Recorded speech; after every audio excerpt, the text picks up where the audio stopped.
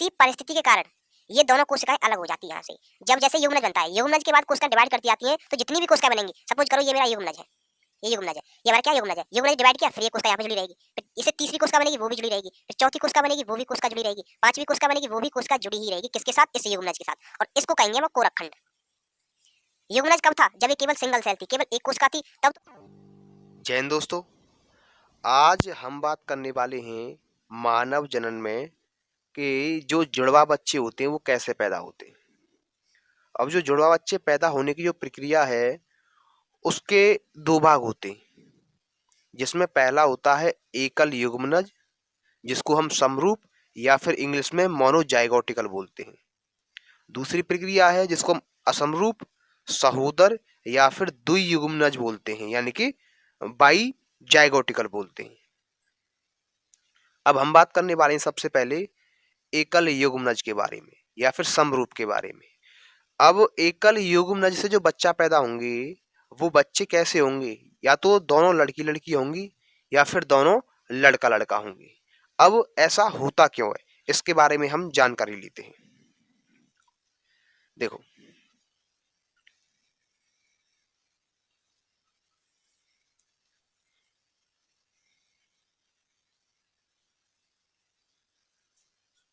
ये हो गया हमारा गर्भाशय।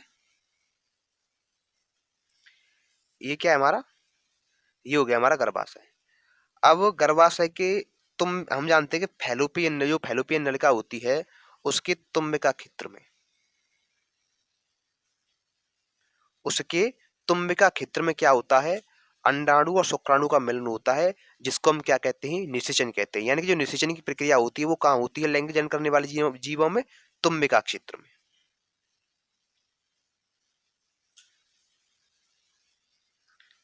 तुम्बिका क्षेत्र में होती है।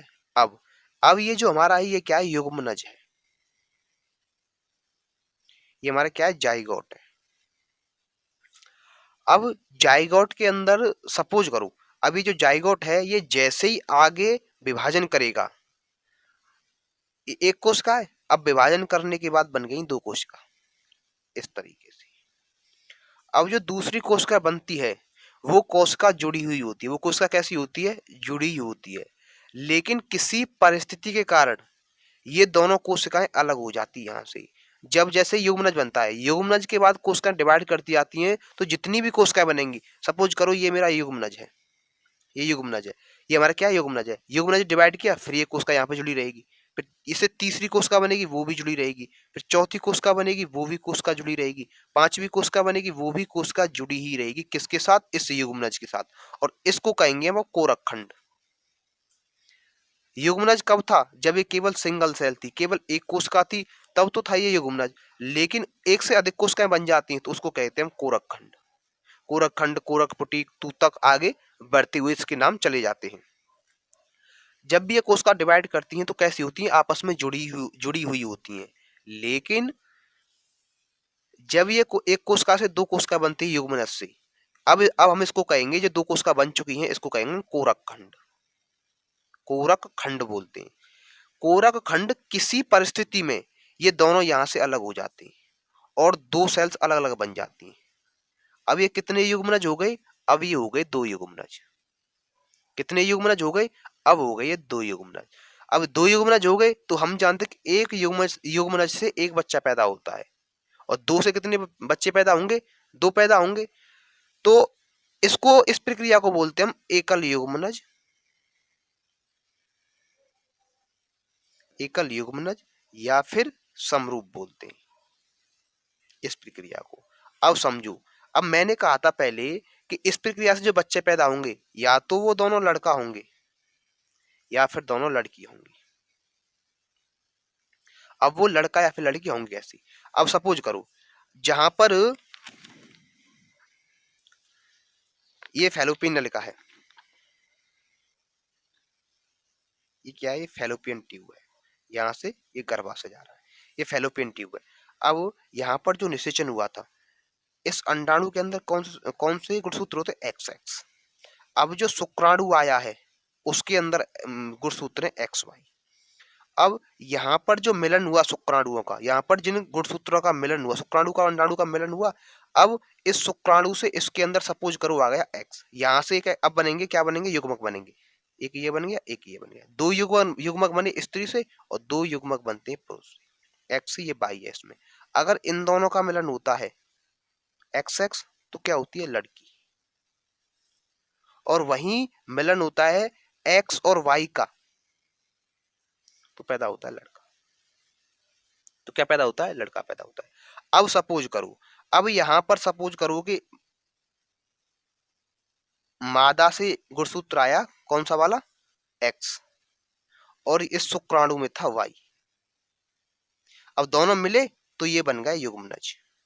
अब युग्मनज में गुणसूत्र कौन से, एक्स और वाई। एक्स और वाई गुणसूत्र हैं। अब ये युग्मनज डिवाइड करेगा, इसने डिवाइड किया, जब इसके अंदर एक्स वाई गुणसूत्र हैं तो इसके अंदर भी तो एक्स वाई गुणसूत्र होंगे। इसने डिवाइड किया, अब ये यहां से हो गए अलग, दो युग्मनज बन गए। इसके अंदर भी एक्स वाई है और इसके अंदर भी एक्स वाई है, तो दोनों पैदा होंगे लड़का। वहीं अगर यहाँ पर एक्स एक्स होते तो पैदा होती लड़की। इसमें एक्स होता, इस शुक्राणु में भी, अंडाणु तो एक्स होता ही है, शुक्राणु में भी एक्स होता तो पैदा हो जाती लड़की। तो एकल युग्मनज या फिर समरूप में जो बच्चे पैदा होते वो कैसे पैदा होते हैं, या तो दोनों क्या होंगे, लड़के लड़के होंगे, या फिर दोनों क्या होंगी, लड़की लड़की होंगी, पहली प्रक्रिया में। अब हम बात करेंगे, हमने एकल युग्मनज समरूप के बारे में बात की, मोनोजाइगोटिक के बारे में। दोनों के लिंग एक जैसे होंगे, जो दोनों बच्चे पैदा होंगे जुड़वा, या तो वो दोनों लड़का लड़का होंगे या फिर दोनों लड़की लड़की होंगे। क्यों होंगे, मैंने आपको बता दिया है। कोरकखंड, भ्रूणोद्भव के दौरान दो नई कोशिकाएं बनती हैं। यदि युग्मनज से विदलन समसूत्री विभाजन द्वारा कोरकखंड किसी परिस्थिति में अलग हो जाता है तो हमें जुड़वा संतान की प्राप्ति होती है। अब वो दोनों संतान कैसे होंगे, तो लड़का लड़का होगा या फिर लड़की लड़की होगी। अब हम बात करते हैं असमरूप सहोदर या फिर द्वियुग्मनज के बारे में। अब इसमें क्या होता है, इससे जो संतान पैदा होगी बाईजाइगोटिकल से, वो संतान या तो लड़का लड़का हो सकते हैं दोनों, या फिर लड़का लड़की हो सकते हैं, और दोनों लड़की लड़की हो सकती हैं। अब समझो इसमें क्या होता है। हम जानते हैं कि एक मादा के अंदर कितने अंडाशय होते हैं, एक मादा के अंदर अंडाशय की संख्या 2 होती है।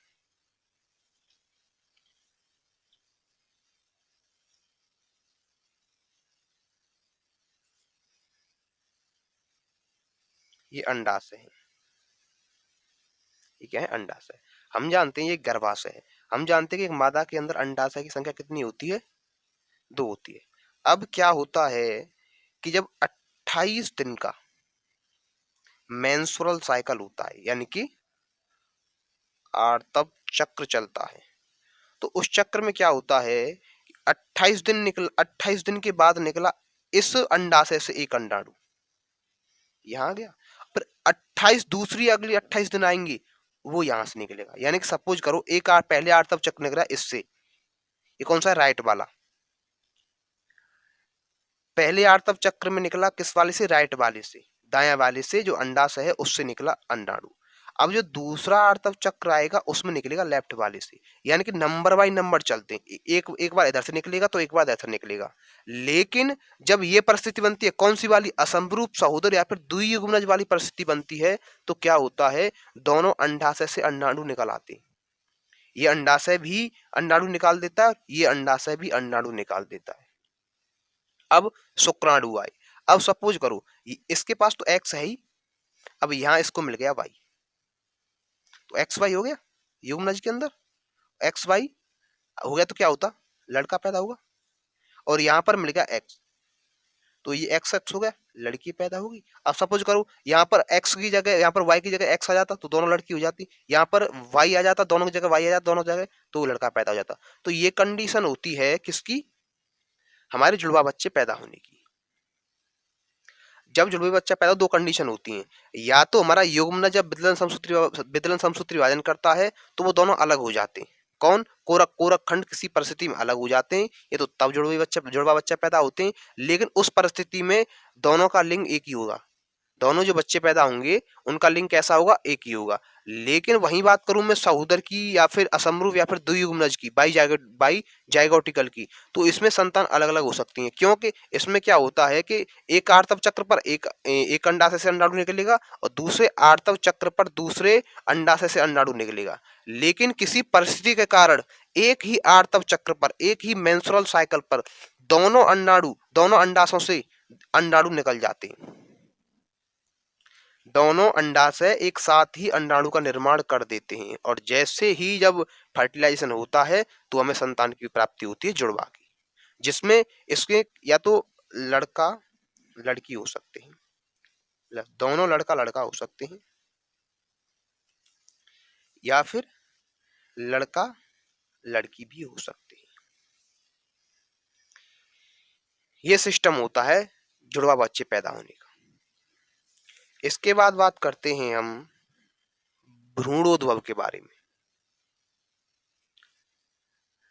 भ्रूणोद्भव को इंग्लिश में कहते हैं हम एम्ब्रायोजेनेसिस। सबसे पहले अंतःरोपण होता है, लगभग 8 से 16 कोशिकाएं बन जाती हैं और 8 से 16 जो कोशिका बनती हैं एक युग्मनज से, उनको बोलते हैं हम कोरकपुटी।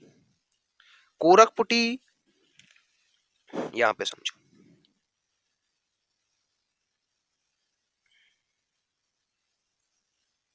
मैं एक ही साइड बनाऊंगा। ये हो गया हमारा गर्भाशय।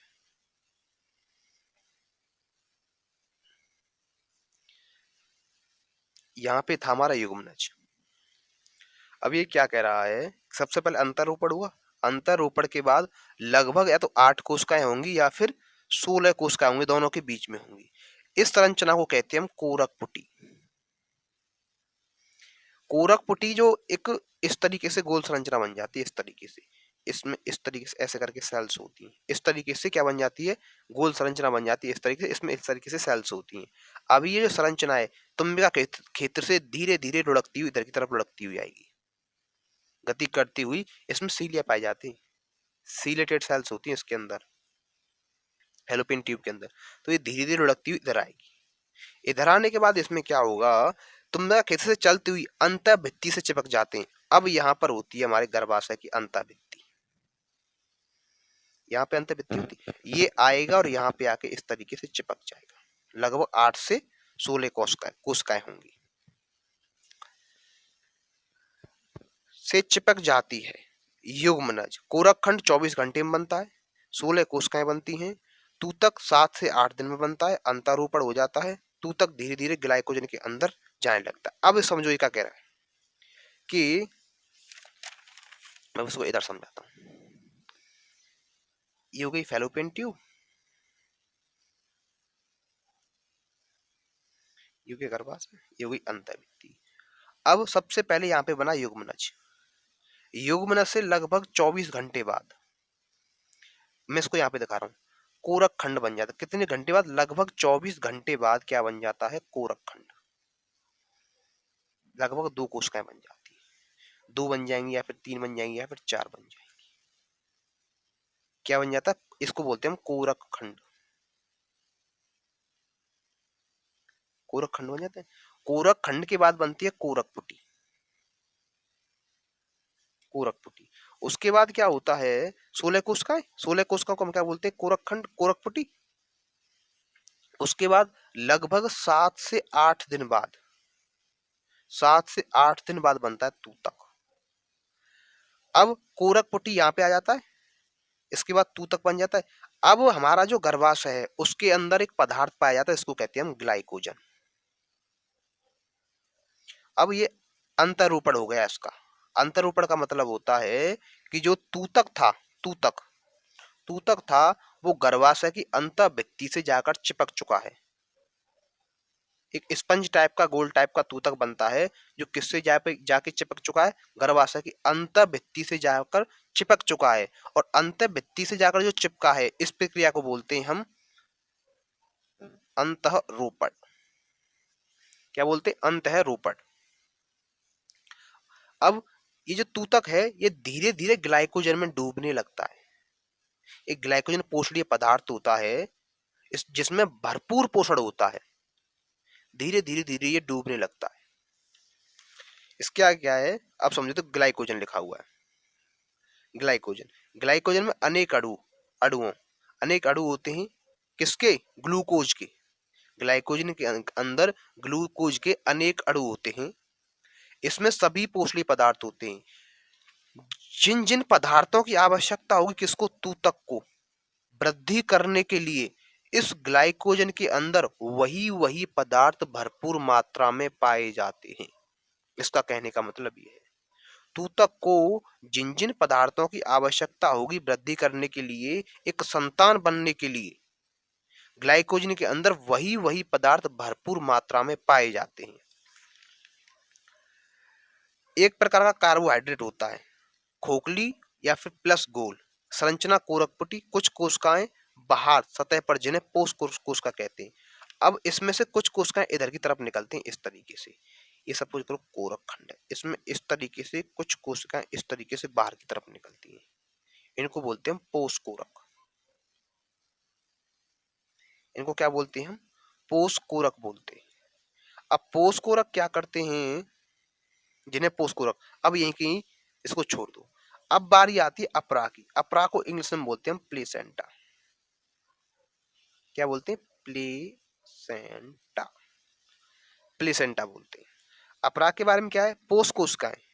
जो पोष कोशिकाएं थी, ये वाली जो पोष कोशिकाएं हैं, ये एंडोमेट्रियम में जाकर धस जाती हैं और रक्त के संपर्क में आती हैं। ये एक बात याद रखना, ये जो पोष कोशिकाएं हैं, पोष कोरक जो कोशिकाएं हैं, वो रक्त के केवल संपर्क में आती हैं। क्या करती हैं? रक्त के संपर्क में आती हैं, ना कि रक्त से संबंध बनाती हैं सीधा। विसरण की प्रक्रिया द्वारा रक्त से जो आना है वो आ जाएगा और जो जाना है वो चला जाएगा, लेकिन ये रक्त से सीधा संपर्क नहीं बनाती हैं, उसके थोड़े बहुत उससे दूरी बना के रखती हैं रक्त से। कुछ उंगलीनुमा संरचनाएं द्वारा धस जाती हैं, जिन्हें जरायुज अंकुरक कहते हैं। अब ये जो पोष कोशिकाएं थी, पोष कोरक जो कोशिकाएं थी जो इसमें धस गई हैं, अब उन कोशिकाओं को कहते हैं हम जरायुज, जरायुज अंकुरक। अब उन कोशिकाओं को कहते हैं हम जरायुज अंकुरक। क्या बोलते हैं उन कोशिकाओं को? जरायुज अंकुरक, जो कि पहले हम उनको पोष कोशिकाएं बोल रहे थे, पोष कोरक कोशिकाएं बोल रहे थे। रक्त नलिकाओं के संपर्क में आते हैं। अपरा नाभिकीय रज्जु द्वारा, एंडोमेट्रियम द्वारा जुड़ जाता है। अब क्या होगा, जो ये अपरा है, अब ये करेगी अपरा का निर्माण। धीरे धीरे धीरे यहाँ से ये अपरा बन गई, यहाँ पे अपरा बन जाएगी। अब अपरा और जो बच्चे को जोड़ने का काम करेगी, उसको बोलते हैं हम नाभिकीय रज्जु। जो भी बच्चे को देना है और जो भी बच्चे से बाहर निकालना है, वही काम करता है ये नाभिकीय रज्जु। नाभिकीय रज्जु, ये समझो इसका एक तरीके से आहार का आदान प्रदान करने वाला सिस्टम है। कौन? नाभिकीय रज्जु। यहाँ पे बन जाती है अपरा, इस तरीके से परत बन जाती है। मैं यहाँ पे बना के दिखा दूं आपको।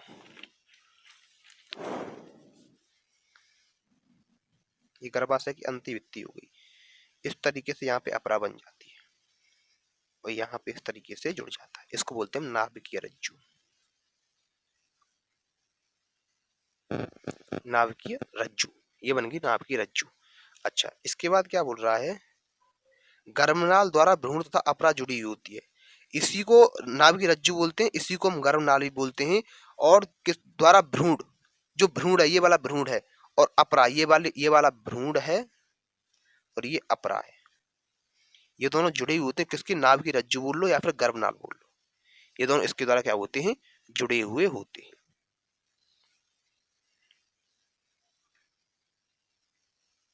इसमें क्या कह रहा है? अपरा प्लेसेंटा पोष कोशिकाएं एंडोमेट्रियम में कुछ उंगलीनुमा संरचना बना लेती हैं, उनकी तरफ धस जाती हैं, जिन्हें जरायु अंकुरक कहते हैं। रक्त नलिकाओं के केवल संपर्क में आते हैं, उनमें अंदर नहीं जाते हैं। अपरा नाभिकीय रज्जु द्वारा एंडोमेट्रियम द्वारा जुड़ जाती है। गर्भनाल तथा भ्रूण तथा अपरा जुड़ी हुई होती है। ये दोनों आपस में क्या होती हैं? जुड़ी हुई होती हैं।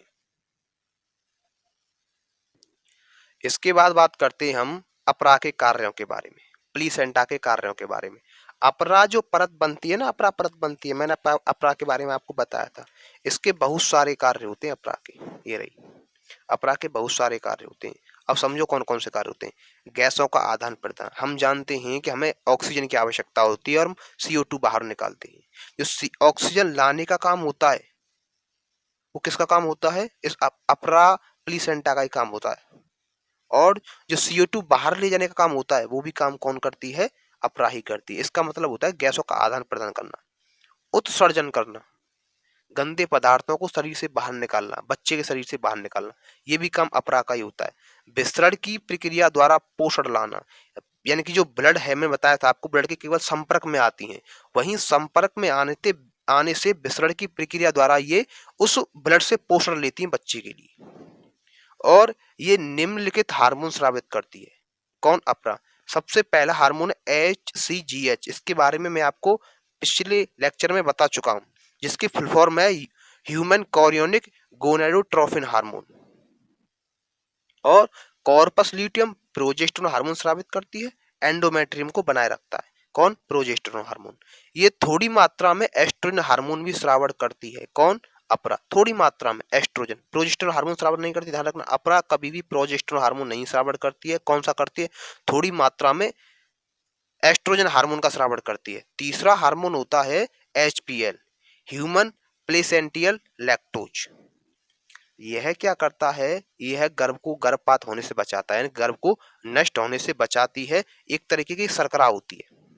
क्या होती है, एक तरीके की शुगर होती है, कार्बोहाइड्रेट होती है, जो कि गर्भपात होने से बचाती है, गर्भ को नष्ट होने से बचाती है। ये लगभग 3 मुख्य चीज निकालता है, HCGH, एस्ट्रोजन और HPL। HPL ह्यूमन प्लेसेंटियल लैक्टोज एक तरीके की क्या होती है, शर्करा होती है। अच्छा, उत्तर कोष के समूह आगे चलकर भ्रूण, उत्तर कोष के जो समूह होता है, उत्तर कोष के एक समूह बनता है, मैंने डिटेल में नहीं बताया आपको। उत्तर कोष के समूह बनता है जो आगे चलकर भ्रूण का निर्माण करता है। और भ्रूण की कितनी स्तर होती हैं, भ्रूण की 3 स्तर होती हैं। बाह्य स्तर एक्टोडर्म होती है, मध्य स्तर मेसोडर्म होती है, अंत स्तर एंडोडर्म होती है। अब जो भ्रूण की जो अवस्था है, सबसे पहले समझो, ये जो तीनों स्तर हैं यही तय करती हैं कि कौन सा अंग कब बनना है और कब इसका पूर्णतः विकास हो जाना है। इसके बाद आती है सहगर्भता, सिम्बायोसिस। सिम्बायोसिस का मतलब होता है गर्भ धारण करने की जो प्रक्रिया है। गर्भ धारण करने से लेकर बच्चे के पैदा होने तक की प्रक्रिया को हम क्या बोलते हैं, सहगर्भता बोलते हैं, सिम्बायोसिस बोलते हैं, जो कि लगभग 236 दिन यानी कि 3 महीने का होता है। सॉरी 3 नहीं, 9 महीने का होता है, जिसको हम 3 भाग में डिवाइड कर देते हैं। जो सहगर्भता है उसको हम कितने भाग में डिवाइड कर देते हैं, 3 भाग में डिवाइड कर देते हैं। सबसे पहले हम होता है पहली तिमाही। पहले 3 महीने में क्या क्या होता है, किस किस अंग का निर्माण होता है बच्चे का। सबसे पहले अंग का निर्माण होता है, तंत्र का तंत्र बन जाता है, अल्प विकसित मस्तिष्क बन जाता है, रक्त वाहिनियों का निर्माण हो जाता है, यानी कि आर्टरी और तुम्हारी वेन्स कैपिलरी वगैरह का निर्माण हो जाता है, अल्प विकसित हृदय बन जाता है। तीसरे महीने के अंत तक अविकसित हाथ पैर बन जाते हैं बच्चे के, और जो भ्रूण है वो पैरों को हिलाने लगता है, हाथ पैर हिलाने लगता है। अब आती है द्वितीय तिमाही। द्वितीय तिमाही, सिर पर बाल आ जाते हैं और संपूर्ण शरीर पर बाल आ जाते हैं, सिर पर भी बाल आ जाते हैं और उस बच्चे के जो भ्रूण था उस पूरे शरीर पर बाल आ जाते हैं। उन बालों को हम बोलते हैं लेनुगो। याद रखना, क्या बोलते हैं उन बालों को, लेनुगो। ये ऐसे क्वेश्चंस इसी से BSc नर्सिंग जो CHO का एग्जाम होता है नर्सिंग या फिर BSc नर्सिंग करने के बाद, ऐसे ही क्वेश्चंस आते हैं, लेनुगो। तृतीय तिमाही में क्या होता है, जो लेनुगो, जो संपूर्ण शरीर पर बच्चे के बाल थे वो लेनुगो नष्ट हो जाते हैं, मस्तिष्क का पूर्णतः विकास हो जाता है, शरीर की वृद्धि हो जाती है, और लगभग जो बच्चे का वजन है वो 3 से 4 kg हो जाता है, 3 से 4 किलो हो जाता है। और वो बच्चा क्या करता है, माँ से प्रतिरोधक क्षमता प्राप्त करता है, ताकि वो यहाँ के वातावरण से लड़ सके, बाहर के वातावरण से लड़ सके। इसके बाद बात करते हैं हम प्रसव अवस्था के बारे में, पार्चुरेशन के बारे में। प्रसव अवस्था जो होती है, जब बच्चा पैदा होने वाला होता है 9 महीने के बाद, जैसे बच्चा 9 महीने का और पैदा होने वाला होता है, उस अवस्था को बोलते हैं हम प्रसव अवस्था, यानी कि बच्चे की जो लास्ट की स्टेज है पैदा होने की, उस अवस्था को बोलते हैं पार्चुरेशन या फिर प्रसव अवस्था। अब इस प्रक्रिया के दौरान क्या होता है, शिशु के लिए गर्भ में जगह न मिलने के कारण शिशु को गर्भ में जगह नहीं मिलती है, क्योंकि गर्भाशय छोटा होता है, तो इसीलिए उस बच्चे को उस गर्भ में जगह नहीं मिलती है, जिसके कारण उसे घुटन महसूस होती है। भाई हमें कहीं कम स्पेस मिले तो हमें घुटन महसूस होगी, ऐसे उस बच्चे को घुटन महसूस होने लगती है, जिसके कारण वह हाथ पैर हिलाने लगता है। हाथ पैर हिलाता है जब बच्चा, तो जो गर्भाशय की एंडोमेट्रियम है, अंतःभित्ति है, उसको चोट पहुंचती है। चोट पहुंचने पर क्या होता है, चोट पहुंचने का संदेश जाता है मस्तिष्क के पास, और मस्तिष्क प्रेरित करता है पीयूष ग्रंथि को एक हार्मोन निकालने के लिए। कौन सा hormone? Oxytocin hormone. Oxytocin hormone स्रावित होगा, वो क्या काम करेगा? एंडोमेट्रियम यानी कि जो अंतःभित्ति है गर्भाशय की, उसमें क्रमानुकुंचन कराएगा। उसमें क्या कराएगा? क्रमानुकुंचन कराएगा। अब जैसे ही ऑक्सीटोसिन क्रमानुकुंचन कराएगा तो बच्चे को नीचे की तरफ धक्का लगेगा, ऊपर से बच्चा नीचे की तरफ आएगा, और जिस धक्के से मां को पीड़ा और दर्द होगा, इस दर्द और पीड़ा को कम करने के लिए एक हार्मोन का स्रावण होता है, जिसको कहते हैं रिलैक्सेशन हार्मोन। ये भी क्वेश्चन कई बार पूछा जा चुका है सीएचओ में। रिलैक्सेशन हार्मोन का स्रावण होता है, जिससे क्या होता है, जो मां की जो दर्द है, पीड़ा है, वो कम हो जाती है। इसके बाद जो ऑक्सीटोसिन हार्मोन है, ये बात याद रखना है, बहुत महत्वपूर्ण है। ऑक्सीटोसिन हार्मोन को हम जन्म हार्मोन भी कहते हैं। कोई पूछे कि जन्म हार्मोन किसे कहते हैं, तो ऑक्सीटोसिन हार्मोन को हम जन्म हार्मोन कह सकते हैं, क्योंकि ऑक्सीटोसिन हार्मोन से ही एक बच्चे का जन्म होता है। इसके बाद दुग्ध स्रवण, और मैं आपको बता चुका हूँ पहले स्तन ग्रंथि के बारे में, दुग्ध का निर्माण कैसे होता है। शिशु के जन्म के बाद पीयूष ग्रंथि से एक हार्मोन स्रावण होता है, जिसको हम प्रोलैक्टिन हार्मोन कहते हैं। यह स्तन ग्रंथियों में दुग्ध का निर्माण करवाता है। पहला दुग्ध कोलेस्ट्रॉल होता है, कोलेस्ट्रॉल बोलते हैं इसको, कोलेस्ट्रम। पहला दुग्ध जो होता है, कोलेस्ट्रॉल अच्छी होती है, सॉरी, कोलेस्ट्रम होता है, जिसमें बहुत अधिक मात्रा में पोषणीय पदार्थ होते हैं। हम क्या करते हैं, जो पहला दुग्ध आता है कोलेस्ट्रम, हम उसको फेंक देते हैं, लेकिन रियलिटी में उस दुग्ध को फेंकना नहीं चाहिए। उसके अंदर बहुत अधिक मात्रा में पोषणीय पदार्थ होते हैं, जो कि बच्चे को प्रतिरोधक क्षमता बहुत अधिक मात्रा में देते हैं। ऑक्सीटोसिन दुग्ध स्रवण के लिए प्रेरित करता है किसको? स्तन ग्रंथियों को। आज हमने समाप्त किया कक्षा 12 का एनसीईआरटी अध्याय 3 मानव जनन। इसके बाद बात करेंगे हम जनन स्वास्थ्य के बारे में, और कोई भी डाउट है तो वो आप मुझे कमेंट में पूछ सकते हैं, और मैंने डिस्क्रिप्शन में अपना मोबाइल नंबर भी दिया हुआ है, उस पर आप व्हाट्सएप करके भी अपना क्वेश्चन पूछ सकते हैं। जय हिंद, जय भारत।